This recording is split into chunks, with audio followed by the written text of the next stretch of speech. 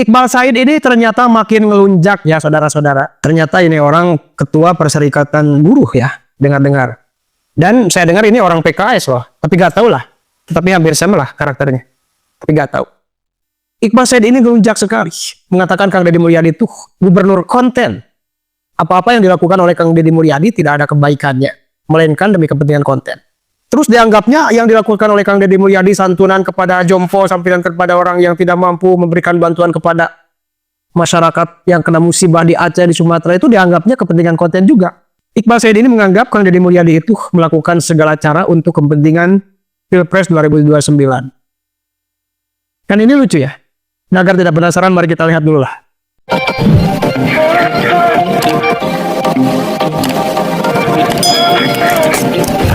KDM jangan terlalu pencitraan. Enough is enough. Stop pencitraan. KDM jangan terlalu pencitraan. Enough is enough. Stop pencitraan. Lihat Gubernur Jawa Barat sebelumnya menggunakan kekuatan sosial media untuk hanya untuk mengangkat citra, tapi tidak melayani masyarakat sesungguhnya. Maka Buruh Jawa Barat menyampaikan Deddy Mulyadi itu bapak konten anti buruh. Dia pasti akan dibales dengan kontennya lagi. Saya begini. Lihat aja kebijakannya. Nggak usah balas Pak Gubernur Jawa Barat pakai konten-konten itu. Buruh nggak butuh konten. Buruh nggak butuh pencitraan menuju 2029. Enough is enough. Cukuplah. Kerja, kalau kata Pak Prabowo, kerja demi rakyat, kerja demi bangsa. Pesan di belakang, istirahat kawan-kawan, barangkali ada yang mau minum dulu, karena perjalanan kita masih jauh. Maka dari itu Kami meminta gubernur untuk menetapkan upah minimum senilai 5,89 juta rupiah, yaitu nilai KHL yang telah ditetapkan oleh BPS tersebut. Apakah masuk akal? Pabrik panci di Kerawang upahnya lebih tinggi dengan buruh atau pekerja yang bekerja di gedung-gedung pencakar langit ini. Standard Chartered, Bank Mandiri, ya, Bank BNI, kantor-kantor pusat perminyakan, upahnya lebih rendah dari pabrik panci di Kerawang. Upahnya lebih rendah dari pabrik plastik di Bekasi. Upah minimum di Bekasi dan Kerawang kira-kira sekitar 5,95 juta rupiah. Jauh lebih tinggi dari upah minimum Provinsi Jakarta yang sudah dinaikkan 5,73 juta rupiah. Apakah masuk akal? Harusnya gubernur melihat itu. Yang kedua, meminta tanpa syarat Gubernur Jawa Barat untuk mengembalikan nilai upah minimum sektoral kabupaten kota atau UMSK 2026 di 19 provinsi yang sudah dihilangkan, dikurangi, dan dihapus oleh SK Gubernur 2 hari yang lalu. Kami minta itu dicabut dan direvisi menjadi SK Gubernur yang baru. UMSK-nya di 19 kabupaten kota dihidupkan kembali sesuai rekomendasi Bupati Wali Kota. Hari ini kita akan aksi awalan. Nanti habis tahun baru kita aksi lagi, lanjut. Buruh aksi bisa kapan aja. Kami punya iuran, punya kekuatan, jumlah massa.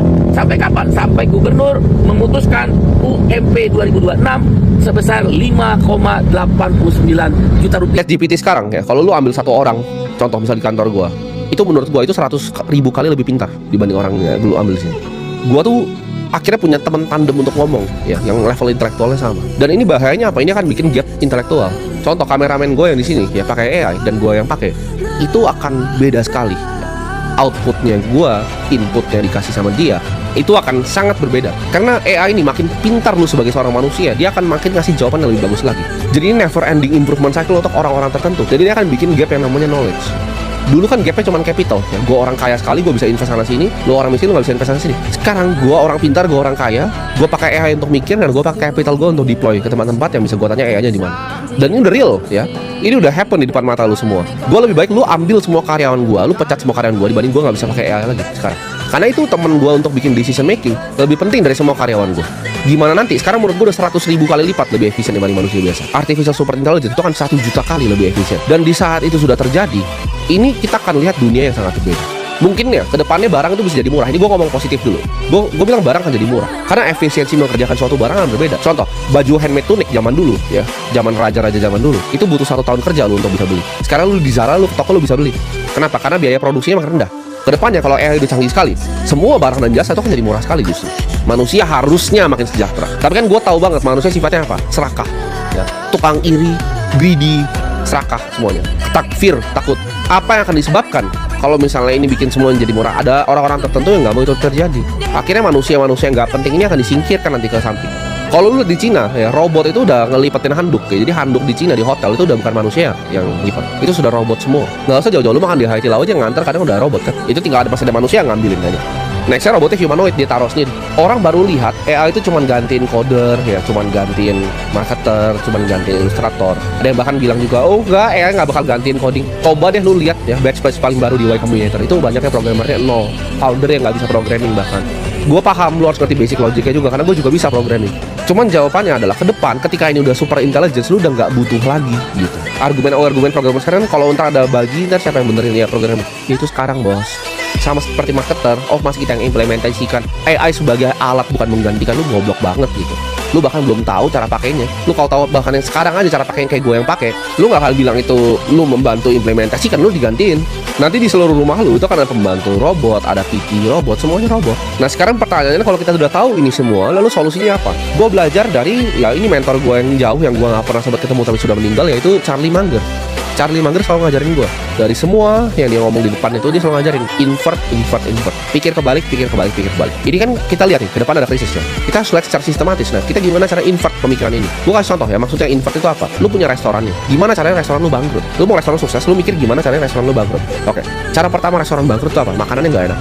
Kedua, servisnya. Coba aja staff lu maki-maki semua customer lu yang masuk. Itu gue yakin dalam 2 minggu restoran lu bangkrut. Nah, lu udah tahu kan? 2 ini yang bikin bakal bangkrut dalam 2 minggu. Jadi apa yang harus dilakukan? Adalah bikin makanan yang paling enak dan customer service yang paling lama. Itu ada konsep pikir invert, ini gue selalu pakai. Bahkan di matematika, di semua ini selalu gue pakai. Cara pikir kebalik. Lu cari potensi masalahnya, lu pikir kebalik, nah lu selamat. Dan menurut gue, cara pertama adalah lu harus potong semua noise dari yang masuk ke otak lu. Ya. Lu hapus semua media-media propaganda. Lu jangan pernah nonton TV lagi. Virus yang paling berbahaya nanti dekat-dekat ke 2030 bukanlah virus yang bikin lu sakit fisik, tapi virus yang masuk ke mental kepala lu. Propaganda ya dan manipulasi media internasional. Potong otak lu dari semua konten gak penting. Setiap hari lu coba belajar hal baru yang bagus. Coba lu bikin notes setiap hari, lu catat ya pengetahuan lu setiap hari nambahnya di mana. Lu tanya gitu semuanya setiap hari. Jangan lu telan mentah-mentah semua informasi yang lu dapat. Lu belajar ya Austrian Economics itu apa, sistem ekonomi yang seharusnya terjadi di dunia itu seperti apa, free market yang benar itu seperti apa. Lu harus ikuti yang namanya kebenaran, bukan ikuti sekedar tren. Kalau lu mau hancur ya lu dengerin terus media propaganda, lu dengerin terus. Ada demo di sini lu ikut, itu lu ikutin terus, lu akan hancur hidupnya. Nah, jadi begitu ya, Iqbal Said ini mengira Kang Deddy Mulyadi melakukan suatu propaganda, melakukan segala cara demi kepentingan konten, menaikkan elektabilitas untuk kepentingan 2029 di Pilpres. Itu hak Pak Iqbal mau berpikir seperti itu. Tapi masalahnya adalah dia ini menggerakkan massa dan lebih kepada menyudutkan Kang Deddy Mulyadi. Kenapa gubernur yang lain di seluruh Indonesia tidak kamu kritik ya terkait buruh? Lagian terkait buruh, gubernur dan perusahaan itu harus paham.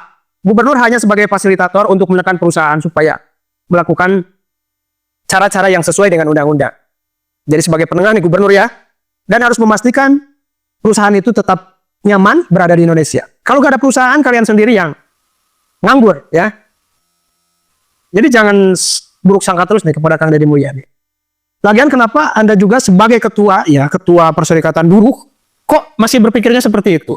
Tidak melakukan hal yang lain seperti otokritik ya terhadap ya kebutuhan perusahaan di dunia internasional sudah seperti apa? Bagaimana artificial intelligence menggantikan tenaga manusia sebagai buruh? Di Cina sudah banyak perusahaan-perusahaan yang tidak ada karyawannya kecuali robot AI ya. Dan banyak hal yang lainnya juga yang memang kita harus persiapkan dari sekarang untuk kedepannya. Keahlian-keahlian apa, disiplin ilmu apa yang tidak akan pernah tergantikan oleh AI. Seharusnya itu. Jadi harusnya sebagai ketua Perserikatan Buruh itu menekankan lagi kepada kapasitas kita sebagai manusia. Kualitas kita sebagai buruh menghadapi era modernisasi ke depannya. Era artificial intelligence seperti apa. Ya. Oke? Benar apa yang dikatakan oleh tadi Timothy Ronald ya, bahwasanya kita harus mempersiapkan diri ya. Jangan mentang-mentang merasa bahwa keahlian kita tidak akan tergantikan oleh AI. Kita persiapkan dari sekarang dengan mengkaji bagaimana cara menggunakan AI. Terima kasih sudah menonton. Jangan lupa like, subscribe, dan tekan tombol lonceng. Bye-bye.